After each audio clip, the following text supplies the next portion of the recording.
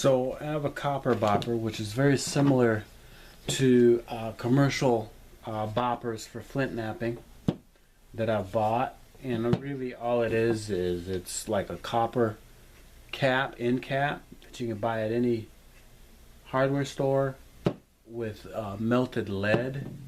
And if you can't find melted lead, you can go to any auto parts store and get these weights that are made of lead for balancing your tires, and you just melt them inside the cap here. I'm repairing this one, and I just need to apply some epoxy or some glue.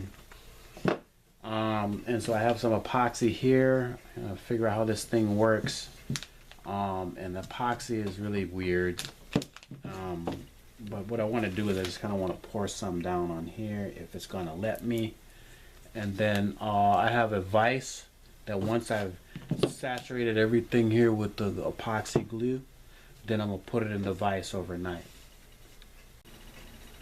Okay, I don't know if you can see here on camera, but yeah, I'm able to pour some of this on the paper here. And when you use these sorts of things, I would highly advise you do that. A piece of cardboard, or throw away some odd. And then, you know, I can kind of roll this in here.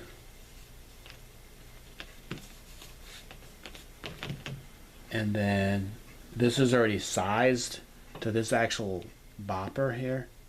So I just need to find where it's actually fitting. And I think that's where it is. I can do that. And then what I'm going to do, I think that's it. But once I find it where it's supposed to be, then I'm going to put it in the vise. So I have this bopper in here. I already applied the epoxy, and I've got it in a vise. I've already gripped it up kind of pretty tight. I'm going to let it sit here overnight. Epoxy takes a while. It needs to cure and all that. But yeah, that's pretty much how you fix and or make a Copper-Bopper.